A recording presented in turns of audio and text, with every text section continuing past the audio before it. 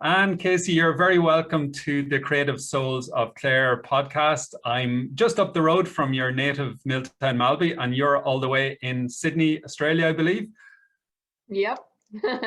You're in it's nighttime here. You're in the city or outskirts? Yeah, just like 4 minutes from the Harbour Bridge.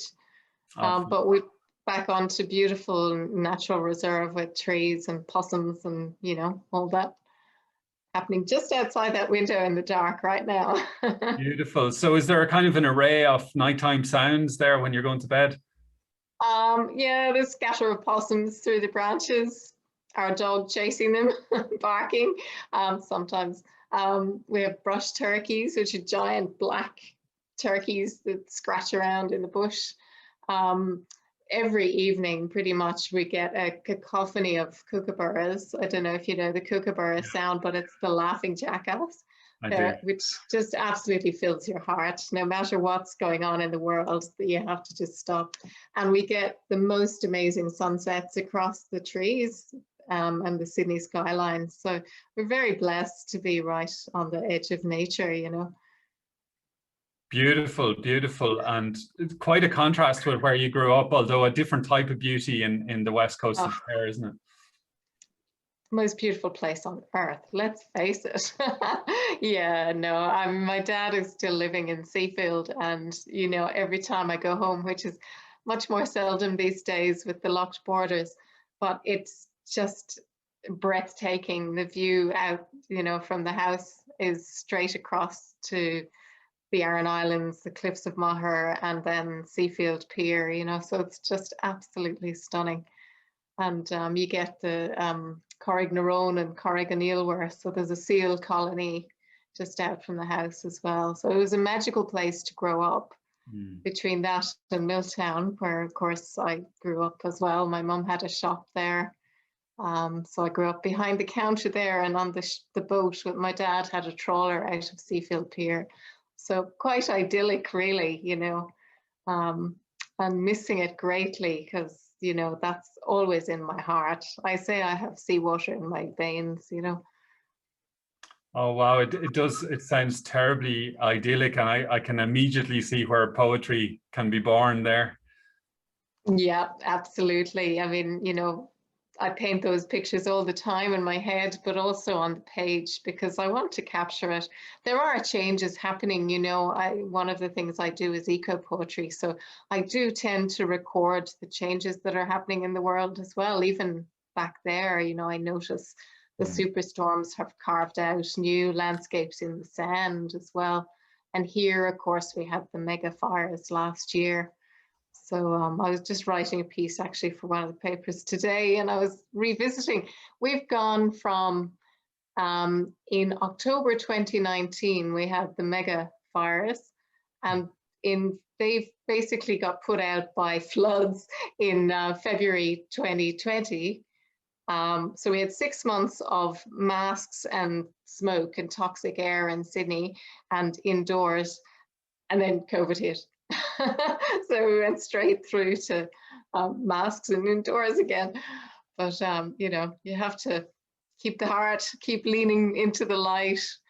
And especially when we're on the edge of such beauty, it's easy to do. And when I talk to my dad all the time. He's on his own in West Clare, but when I really want to see it, we FaceTime and he takes me on a tour of the garden and I get to see everything. So I think a lot of people are using technology to bridge the gap these days because there's so many people like me all over the world separated from family right now. Absolutely. Yeah, it's particularly, I would imagine, a very challenging time for anyone that is a migrant or an emigrant to, I mean, everyone has their own struggles and their own ways around this, but that level of enforced separation, and it really does, I was engaged at some level with people in asylum seekers that were actually living in direct provision. And, just even comparing my own experience of moving to Clare a few years ago and feeling lonely for a period of time because I actually didn't know that many people in the heart of the winter. And then imagining what their experience was of loneliness, being away from culture, from language. Yeah, absolutely. Absolutely. I mean, look, I've been here for 27 years and I'm married with 2 kids. So we're very well settled. And even though we're in lockdown, we're very lucky that we have our family unit together under one roof. But yeah, I mean, we haven't been able to get home since July 2019. So it's, you know, we miss family and home, and we've unfortunately, my husband's lost both parents in the past year. So we've had Zoom funerals, and, you know, that grief at a distance like that is of such an unnatural thing, because, you know, I think part of the ceremony, especially in Ireland, we create such ceremony around death that it's an important part of the closure and the moving through it.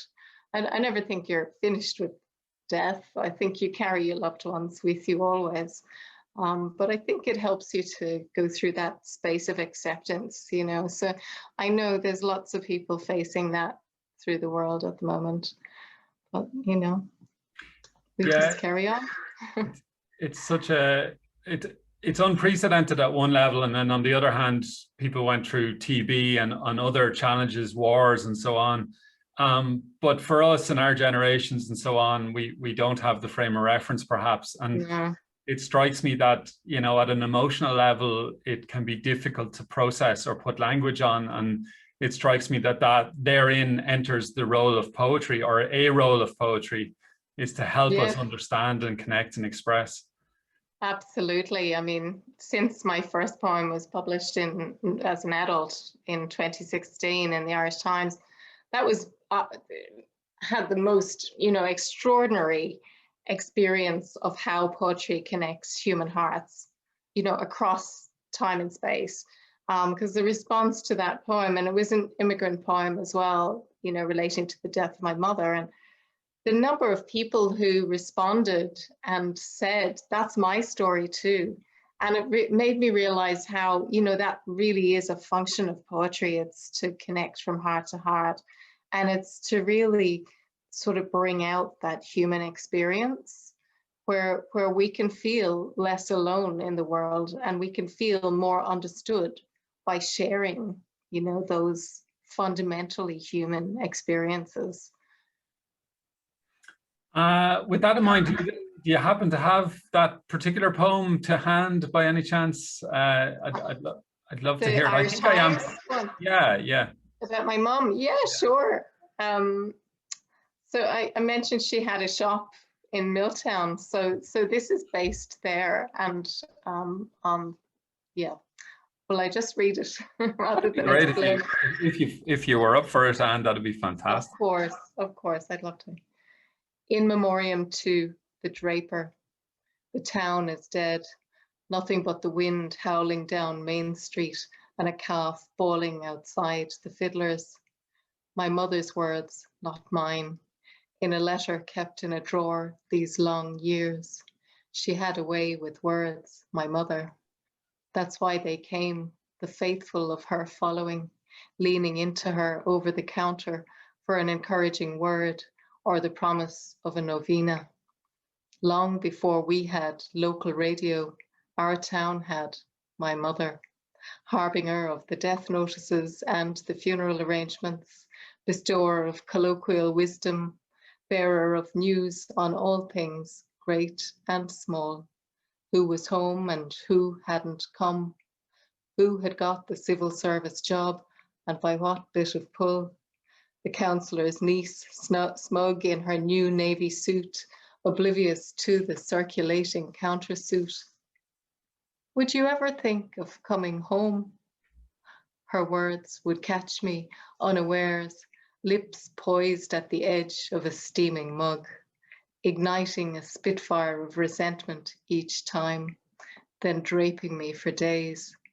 I'd wear it like a horsehair shirt all the way back, until the sunshine and the hustle had worn it threadbare, this extra bit of baggage in every emigrant's case, their mother's broken heart.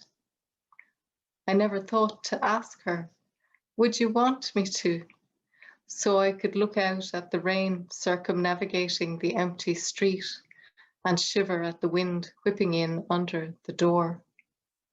I don't miss that question now on my annual pilgrimage home. My father never asks it.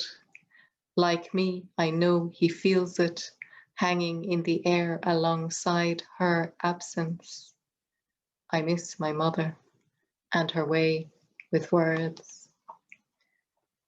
And I just realized the irony of that, because I mentioned the annual pilgrimage home, which I've done for 27 years until, right, you know, the last 2 years we haven't been able to, but we connect in other ways, as I said, and definitely through poetry.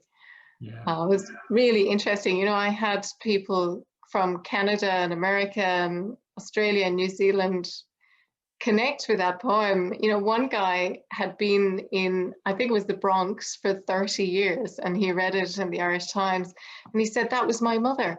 She had a shop in Sligo, and that was it. She was, you know, the hub of the community.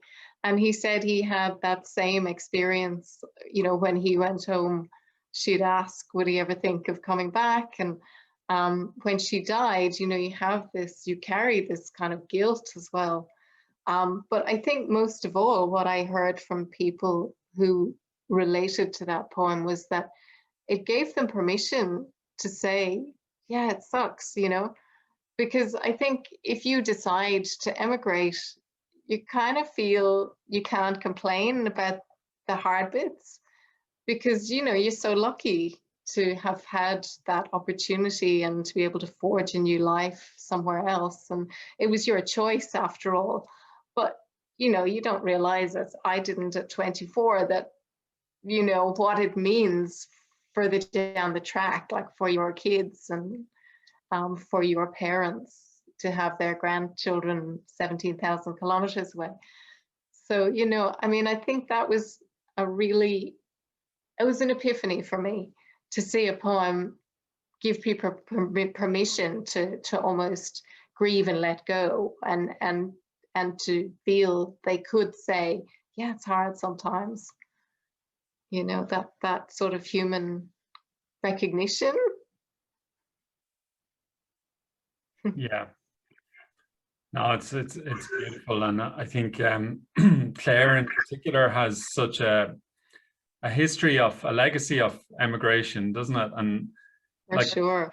as you said, you're putting words on all these Irish experiences, but they're universal experiences of people all over the world. And Absolutely. In fact, I'm doing a PhD at the moment, and I'm studying people who left Ireland after the famine, and you know what happened with their kids and stuff here in Australia. And I've found connections back to Clare, and I've discovered things I didn't know about that time. And you know, you were talking about how, you know, hard it is for immigrants now with COVID. Well, you know, I look at how they came here and 1 in 5 died, and they knew they were never going to see Ireland or their family again. And, you know, I knew all of that, but I discovered, for example, I didn't know 1/3 of the people in Clare died as a result of the famine. You know, it's quite shocking. 30% of the population of certain areas, including Clare, died. Actually, I had a conversation about 6 months with Luca Bloom by email, and he said that when he moved to Clare, and you may have had this experience too, he felt the weight of the history in certain places particularly. And he said Milltown, you know, where I come from, was one of those places that he felt the shadow of the famine is still there. And Kilrush, of course, there was a workhouse in Kilrush, and you know, that has a very, very strong history and I think presence in the town. And actually the house I grew up in was burnt to the ground by the Black and Tans in 1920. And my family barely escaped. My grandfather was 13 at the time. So there's a lot of that kind of history that I'm going through now as a result of doing these studies. And of course, I really need to be back there walking around and seeing the places I'm trying to research. But, you know, Google Maps, I try and do that. And my dad gives me, you know, the odd thought here and there. So. I've had that same conversation with Luca Bloom as well. And I would have a sense of that, but it wouldn't be unique to towns in Clare. I've felt it in certain towns around Ireland. It's just the weight of history hovering, you know, and I think it's good to acknowledge it and to shine a light on it, because otherwise it's buried in some kind of shame cloud. And, you know, I here also, I think there's somewhat of a tendency to want to heroize the Irish who came here back then, and to, you know, there has in recent times there's been much more recognition of the hardships, particularly the, you know, the orphan girls who came as part of the Earl Grey scheme and that. But I think there's also this tendency to want to sort of whitewash it a little bit and heroize everyone and how they were the foundation of, you know, parts of Australian society and the new colony and all of that. But I feel there's also a need to acknowledge the people who are lost to history. So that's what I'm digging into at the moment, and it's quite fascinating, really. Sorry, one of my lights has gone out here. No probs, it's all good. So it's obviously nighttime with you there, morning with us. It is, yeah, it's pitch black outside. And where in your life did poetry first emerge or really come to the fore? Because you mentioned there that your poem in the Irish Times was, I think, roughly 5 years ago. Is that correct? And 2016.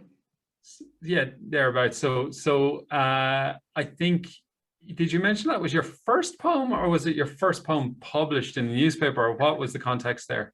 It was the first poem as an adult to be published. Okay. So I had written poetry as a child and through, you know, teenage years or whatever, but, you know, and even, you know, I worked in Dublin as a journalist and whatever, and even through those times I was always writing poem here and there, but they ended up on beer mats and napkins and, you know, disappeared into the rubbish heap of life. But it was really my mum's death, I think, that pushed me back into poetry. But skipping back to where did poetry start? From the moment I was born, my father was reciting poetry to me. And I think that's the value of a good, you know, Catholic education in Ireland, that, you know, he learned poetry, you know, by heart and was able to recite it, but there were things that stuck with him. And I think they had universal wisdoms in them. You know, there was Keats and Yeats and Shelley, and, you know, so I grew up, and Shakespeare, surrounded by those words. So by the time I was 8, I started writing my own terrible poems. And I remember the first poem I ran up downstairs, you know, after dark. I always had a flashlight. I'd be reading in bed from very young. And I ran down with this poem I'd written about spiders, and I was thrilled with myself. And my parents read it and were just, you know, immediately connected. And for me, that was like this landslide moment, because I had made some marks on a piece of paper that put an idea into their heads. And I thought, such magic, such power at my tiny fingertips.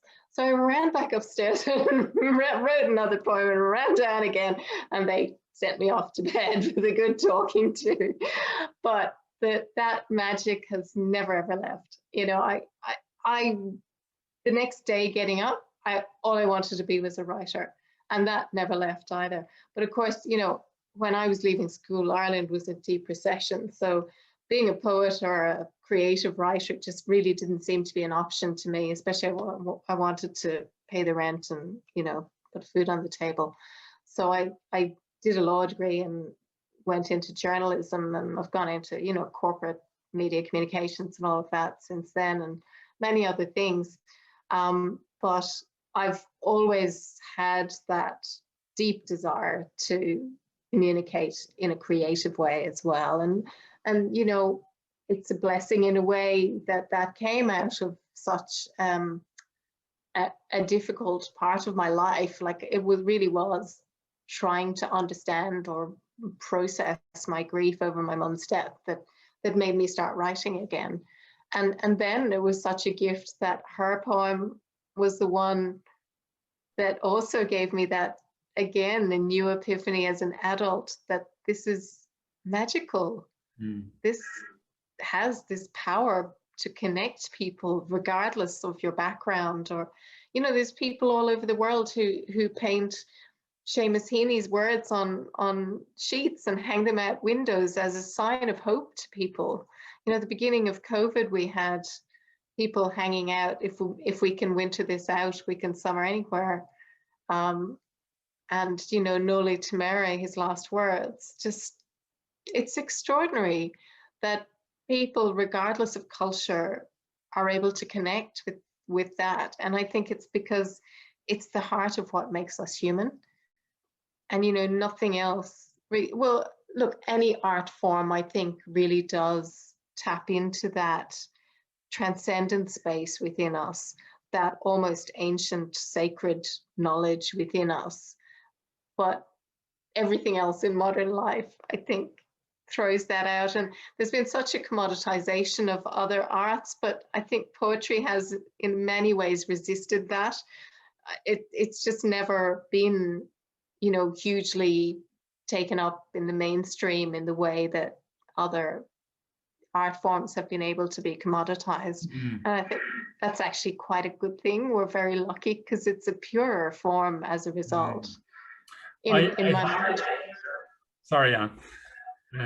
I hear the advertising industry making an attempt at it these days. I've seen it during ad breaks, during sports matches and other things, and it's almost a play on spoken word poetry, but it just doesn't land. It's just really like soulless. It's trying to be soulful. They're trying to bring the soul towards the product they're obviously trying to sell and promise us liberation and enlightenment in the process, but it just lands as entirely fake. At least I hope it does to other people as well. Yeah, I mean, I haven't seen that. I haven't been exposed to it, but to me it's like never the twain shall meet in my head, you know. But who knows? In your work as a journalist and in communications and so on, did you, because my experience in like often the corporate world or the working world in general is that it can require one to have kind of a certain like boundary or boundaries and a certain way of being that fits into, let's say, spreadsheets and policies and procedures and systems and structures. And that is not always conducive to poetry in my sense. That's my sense of it. Look, you know, absolutely they were separate things. And, you know, I didn't do the poetry for a very long time because, you know, I was immersed in career and the corporate world and government as well. But I was also a little bit of a maverick in those environments because I brought creative impulses which were not used in those settings. And I think I was actually very fortunate to have done that because I got some wonderful opportunities here. I was communications director in PricewaterhouseCoopers at the time that sort of web streaming was really emerging. And I sort of grabbed it with both hands and we did the first live international web stream from Australia for PricewaterhouseCoopers for the federal budget. And I had, you know, the treasurer on our computers on our website. And I had an ABC journalist, you know, interviewing partners and stuff. So that was something that these guys had never seen and would never have envisaged. So I guess, you know, I had some creative outlets and opportunities to do things like that. And, you know, been really blessed with that. And I think always in my writing, no matter what I'm writing, there'll always be some creative impulses in there. But yeah, it's very different from poetry. It's a very different space to come to. Like I write personal essays, you know, for the Irish Times, and that's a much closer space to poetry, in the sense that I have to come with a very open heart to be able to do that and try and speak to the reader. And actually what I'm doing with my PhD as well is I'm trying to make the history human story. So I'm writing it in that same kind of personal essay and lyrical form, so that people don't feel they're reading history. They feel like they're being given a human story that they can engage with on that level. So I think, yeah, in answer to your question, they're different, but you can thread those same impulses through other things. And I think they bring new stuff. Yeah. And they bring benefits and new experiences to people, but it doesn't cheapen or commercialize poetry, because the poetry is still separate from that. You know, when I come to write any of the books I've written, I've always had a sort of a frame in mind for what they're about. Yeah, so, you know, and a lot of poets would say this: you don't go to write a poem, the poem comes to you.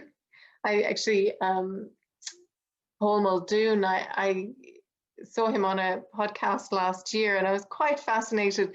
He said that, you know, it takes a lot of practice to let the poem have the page.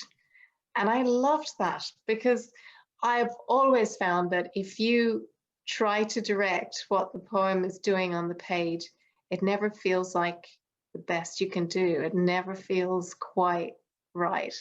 But if you let it have its head, you end up in the most extraordinary places. I mean, I start poems with a thought as to what it is and end somewhere completely different quite often.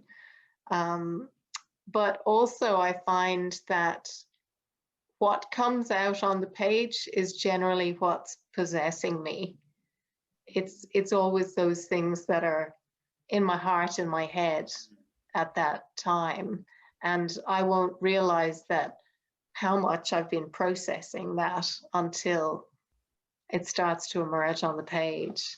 That's why my most recent book, I had set out to write a book of eco poetry, because I am a former environment journalist and very, very concerned about the state of the world and, you know, what we're leaving behind for our kids. And that's what this book was meant to be about. But COVID hit when I was halfway through writing it. And you know, suddenly there was that separation from family and the world going pear-shaped, and all these new realizations of what it meant for us as human beings trying to sort of operate and live within the, you know, constraints of what this meant to us. So obviously that all decided to make its way into my eco poetry book. But that's okay. I think if you're being true to your art, I think you have to allow it to do its thing through you. I suspect they're not always separate also, in terms of, like, you know, you mentioned environmental journalism, for instance, or environmental campaigning, and so often it's separated into a kind of a silo sensibility, whereas rather my feeling is that we need a kind of integration process where we understand ourselves with and as nature.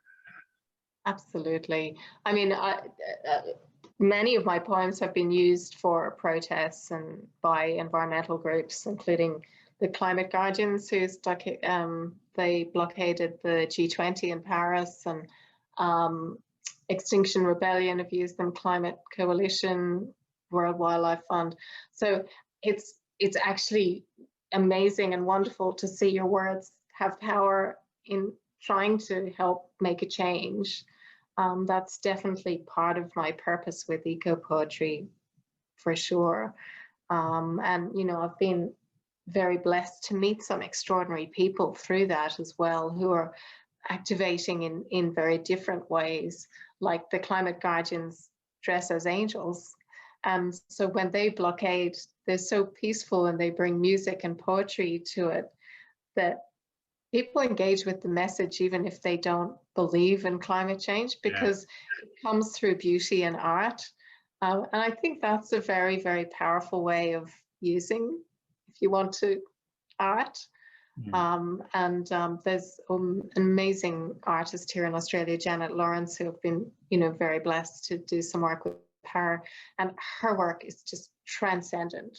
And it is all about nature and the erosion, but also the beauty, So that's what I try and do as well, is to record and capture the absolute wonder that we have in both, in Clare, where I come from. It's just breathtakingly beautiful, but we have that here too. I mean, what we see every day here is just extraordinary and beautiful. And I think poetry reminds us also to just pause, just pause and be present. Let it come to you, be part of it. Because everything else, I think, in our lives, technology and the race, is forcing us in the opposite direction. And, in some ways, COVID has made us all sort of come back down to earth. And I hope, I see many more people out walking the bush track now than ever before. And I know that's happened in Ireland too, with the beaches. And I sort of wonder and hope that maybe people are looking to the horizon and going, gee, what have we been doing? This is what it's about, This is where we're meant to be. I really hope so. Mm. Really hope so. Did you consciously decide to leave behind those careers that you were involved with, or where are you at? Did you make a deeper dive into poetry and now academia to some degree, and what was the decision making going on there? Yeah, very insightful. I've had what you'd call a portfolio career, in that, I've gone from journalism went into government communications, and then, corporate, and then back into government. And the whole time, I guess, I was agitating within me, because all I've ever wanted to do is creative writing. But, it's a huge leap to try and make a living as a creative writer. It really is such a leap. And there's so few people who can do that. I have found that, yes, I'm earning more from poetry than I would have starting out, but there's no way it would, sustain me at this stage. Even Heaney, it was, the greatest poet of the 20th century. He had to do lecturing and lecture tours and all of that. Also, it wasn't about, the books that he sold. He wasn't earning a living from those. And there are people who say, well, that's a tragedy, because imagine how much more he would have given us had he, which, maybe yeah, maybe no, maybe there's a limit to what you produce, because there's only so much you can process. Yeah, so I have been extremely lucky, fortunate, in that in last year I was involved in a series of cultural shows that were funded by the consulate here in the Irish consulate here in Sydney, and I have become part of this group called the Prank Queens. So we're in a group of Irish Australian women who do Irish cultural shows, like around Bridgette, or Bealtaine, or Nullig Naman, or whatever. So that's been a wonderful addition to my activities in the creative space. But it also, I met through that this quite famous and amazing Australian writer, Gabrielle Carey. And I mentioned to her about some research I had done previously on these Irish girls whose families had come during the famine. And she said, you should do a PhD. And I went, oh yeah, someone's mentioned that to me before, and you know, I'm thinking of it. Oh, maybe I was thinking of maybe just a series of essays. And she said, no, you should do a PhD. And when COVID hit, she rang me up and she said, now's the time. So I had 10 days before the applications closed. So I spent 10 days like in a room just writing my proposal, and very luckily I was accepted in August, and I've now got funding. So I've got a scholarship to do the PhD, but you know, I also get sort of a salary. So that's meant I've been able to focus on this project, which is deep diving into history, but also it's a creative writing PhD. So the outputs of it will be a creative nonfiction work and a book of poetry. And, you know, that's Australian government funded, and obviously the university UTS also is supporting everything we do. And it's been beyond anything I could have anticipated doing this, because I'm tapping into all of these incredible writers who work at the university, and you know, we're doing that remotely through Zoom and whatever, email now because of the lockdown, but it's just such a privileged position to be in, and to have the time to think about what I'm doing, and to have the space to look at what creative writing is in the world, what its function is, how it functions. And I've already learned things that I kind of innately knew, but to see it within the framework of academia has been really, really, really interesting and quite revealing. You know, like one of the things I say is, when you put a poem or a piece of writing out into the world, you have your own intention with that, I guess. But I've realized now, after these years, that you have to let go of that intention once it leaves your hands, because for each person who reads it, it becomes something different. And it may be quite different to what you had envisaged with it. And the really interesting part is when those people come back to you and they tell you what it meant to them, because then you have these discoveries, not just about what art is and poetry is in the world, but about what you've done and how that's made other people respond. And it's almost like this transformation happens between you. And I think I relearn stuff through that process that I wouldn't have, you know, and I think it does feed into your future work then, because you understand what's happening better every time that happens, every time something's published and you get that feedback. Yeah, it's almost a virtuous cycle. There's a great reciprocity going on. Yeah, and it's funny, it's like, you know, even poems that are 6 years old, you can have those discoveries still with them. You mentioned some of the I guess you would call them the traditional Celtic seasons of Bealtaine and so on, and Bridgette. I have a sense of a kind of a pagan, pre-Christian, Celtic Bridgetine thing going on. Yeah, and, that's it. You got it in one. We did a whole series of shows on that. Yeah. And it was just fabulous. People just lapped it up here. They really loved it. Yeah. So we had music, you know, harp music with Cliona Mullins, who's, you know, a classical harpist, and some stunning singers.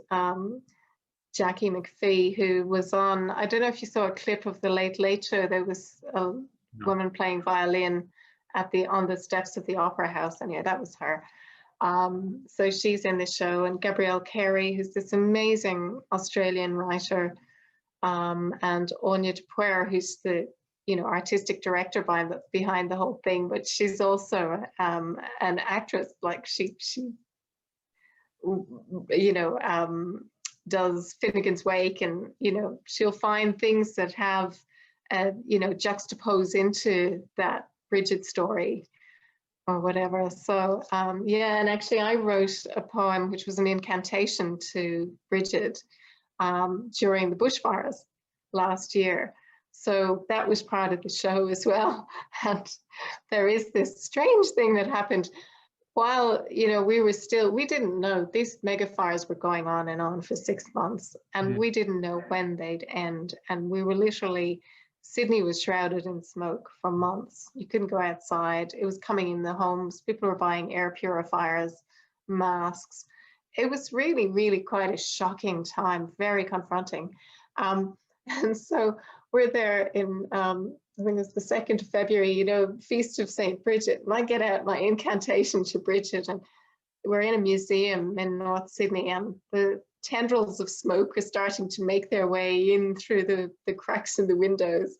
And next thing, halfway through my incantation, there is this massive crack above our heads, and the heavens opened, and it rained for 10 days straight. And there were floods. So all of my prank queens were texting me going, write a rebuttal, everything's flooding. So that was just funny, but you know, I'm not saying it was divine intervention, but it was nice to be celebrating a pagan woman, goddess, and have those kinds of experiences. There's a lot going on there, Anne. Now, if I could find the saint for COVID. Actually, I could tell you who it is because my mother told me. I think it's Saint Rock. Have you ever heard of Saint Rock? It's an unusual. I might have heard Saint Rock. Yeah, my gran used to recite a prayer to Saint Rock to ward off disease and infection and viral stuff and pest locusts and all sorts of stuff. So I don't know. I haven't quite looked into it, but maybe if you fancy doing an incantation, off you go. I'm sure a lot of people would chip in on that one. Yeah. Forget Pfizer. That could be a good earner, Anne, like a crowd-funded anti-COVID incantation ceremony. You'll have like billions of people chipping in. Well, actually, Bridgette was a saint of healing as well. She was poetry, healing, fire and earth, wasn't it? Something like that. Yeah, I've linked with the Bridgettine sisters in Kildare several times, Rita and Mary and others, but they would have kept the kind of flame going in Kildare town. And they also hosted the Dalai Lama to Kildare. And there's a powerful photo of children in Kildare who met us in Bridgette's cross, or the Saint Dash Bridgette. There's different interpretations. But they presented the Dalai Lama, who, you know, is from this ancient culture of Tibet, and is also a refugee, obviously. Presented the Dalai Lama with the Bridgette's cross, and the next day it was the front page of the Irish Times, and it was such a powerful image. These two ancient cultures. Yeah, we had a backdrop with a giant cross on it, but I was just trying to find you to show you, as you were saying, that this poem, the incantation to Bridgette, is actually, I don't know if you can see that. I wrote it in crosses. Oh yeah, so some people will be listening on audio, but there's you're showing me, oh wow, it's all the words kind of laid out in the form of a cross. Wow. Yeah. That's amazing. That's powerful. Yeah. That's your books are obviously published by Salmon Poetry, and they're just down the road from me, like literally 3 kilometers away. That's the latest one. It's just out. Yeah, Salmon are amazing. Jessie Lendenny is an extraordinary woman. She's been going for 40 years. President Michael D. Higgins just acknowledged her for 40 years of contribution to Irish literature. You know, she's extraordinary. And Siobhan Hudson does all the design work. She's amazing. This this image I got from a French photographer, so she was able to put that on the book. But they're an amazing, amazing crew, and you know, Jessie in all that time has always supported underrepresented voices. Yeah. She's always bucked the system, and Yeah. I just love her for that. She's such a rebel. She still is, and you know, we're so fortunate. Yvonne Boland, you know, who's now unfortunately passed away, but she said that Jessie had changed the landscape of Irish poetry because of her support of Irish women. You know, she brought women a place to be published in Ireland, and you know, that's amazing, and we owe her a huge debt for that. And I do have a sense that it's come up a number of times in recent years, but that I suppose poetry, but not unlike many or most other areas of society, has been dominated by one gender over the other, and but also a very, yeah, like a very kind of dense and toxic aspect to that. So what Jessie was doing there was very, very, very absolutely powerful and necessary. She was bucking the system, going up against the canon, you know, but she's been extraordinarily successful in doing that. And as I say, we really are indebted to her for that, because there are so many voices that wouldn't have come to the fore without her.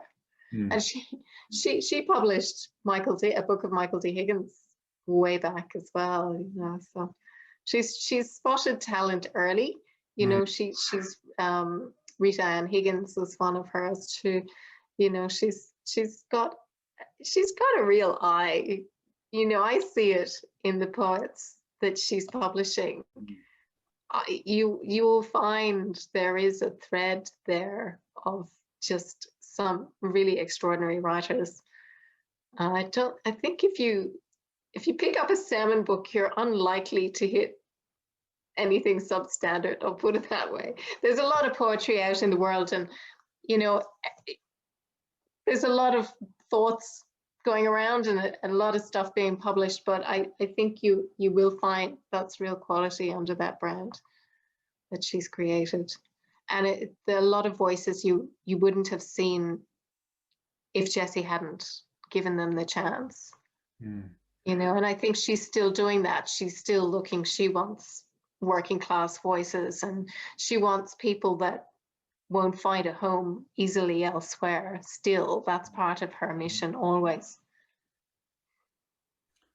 I suppose, like, it's not a case, as sometimes it's thought, that cream rises to the top. It often needs a helping hand or a platform to, you know, there's a lot of incredible talent that never got heard or seen, isn't there? Yeah, and luck, you know, it's also about luck. It's about being in that place at that time with that person.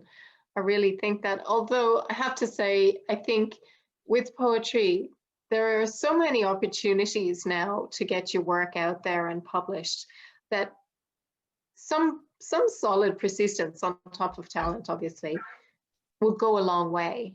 You know, if someone really wants to get published, they will. Yeah. There are a lot more opportunities now than there used to be. And that's a good thing, because, you know, we're getting, you know, maybe there's a lot of noise, but amidst that noise, we're getting some really important recording of our time and what's going on. In fact, you know, even if you look at what's happened with COVID, there's universities all over the world who are capturing poetry from the time of COVID, because they recognize that this is history being recorded in these really, really pithy, interesting, detailed ways, which other writing doesn't capture.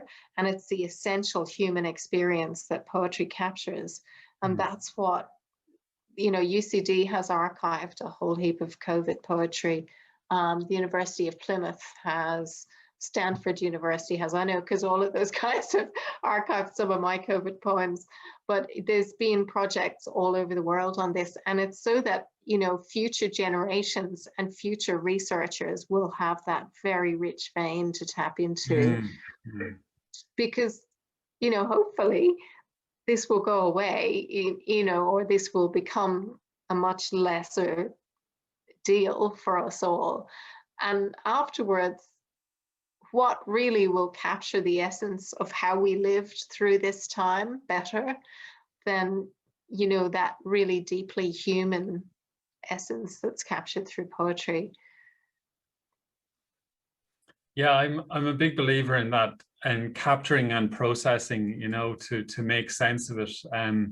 I ended up actually writing, I didn't know what I was writing, but I ended up writing pretty much a book in a 6-week lockdown that we had last year. Wow, that was impressive.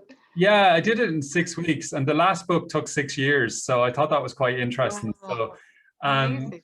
but really the book was kind of writing me, and it was more just my daily reflections on the world collapsing in around itself, and then me trying to find the moments of beauty within that and realize that everything's okay as well.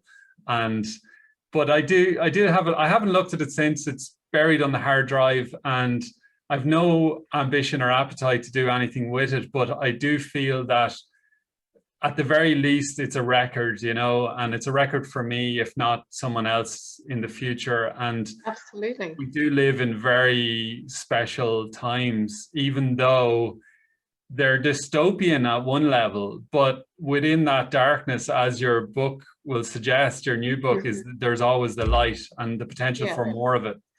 Even if we can't see it, yeah, you know, it's there. It's the light we can't yet see. Exactly. You know, but we know it's ahead of us. We have to, because I think that's the essence of what makes us human, is the ability to lean towards a light we can't even see yet. We have hope in our hearts.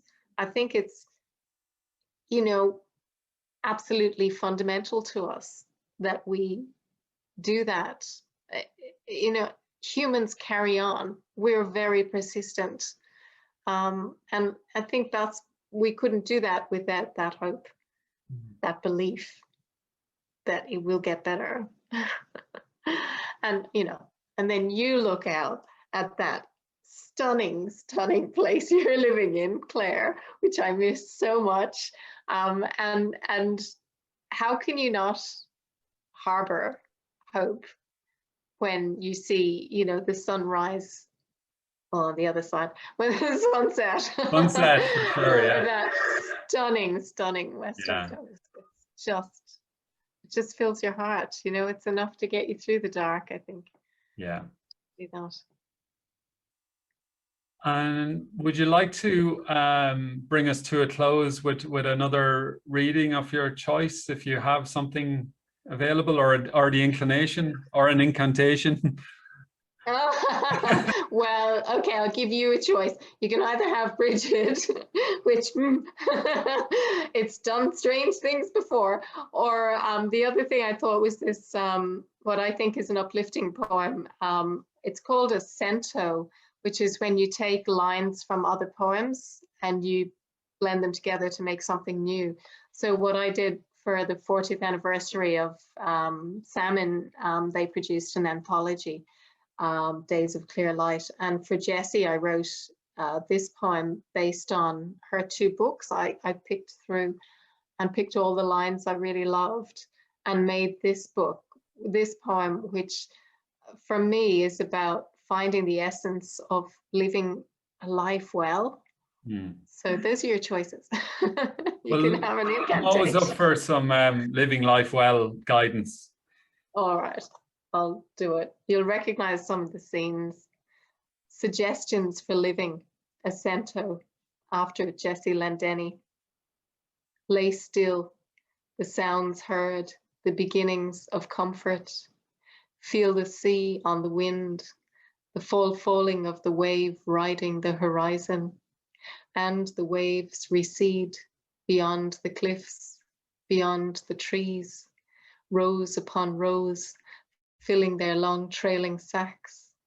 In the darkness, the silence at the center of the wind, the sound of rain. In the dark, trace a circle around the willow. Time the slowest of movements, fine rain against thin glass, against hard stones, like so many broken children. grow into gypsy, hobo, a child of rain. No water as it seeps from sky, from the heart. Know the sharp light of sun on bottles broken in the street. The horizon is both this path and the edge of the sea, and memory is a fracturing, a breaking of light and dark with an old dog who knows all the secret places down the unpaved road to the calm bay. Become part of something sacred, salmon in a small stream that rolled down to the beach, going home or starting out. Believe in past lives. Sit and wait for everyone to come home. Silver dogs in the sea unhindered, gazing down the valley to Liscannor, Lahinch and the bay. Walk the stones of Clahan. Romantic Ireland smells of soft wind. Move slowly among ghosts whose bodies are anywhere but here. Lose place. Follow another pack. Maybe take a wrong turn at the edge of the sea as the last storm leaves again. Lay still. The night moved past. Brush wonder as a child, fingers tapping at windows. Reach out, softly moved. That's all she wrote. Oh, you've taken me away. Thank you. That was beautiful, beautiful. Thanks so much. And thanks for coming on the Creative Souls of Clare podcast, and hopefully we'll get to see you when the time is right and before too long. I'm hoping I'll be in Sydney as well, so it works. Oh, awesome. Yeah, we'll have a party. Oh, we all need a party. Bring on the parties. We do. Thank you so much for having me, Rory. It's been really special. I've loved it. It's just such a treasure and a blessing to be able to speak to you in this way about what I love. Thank you, Anne.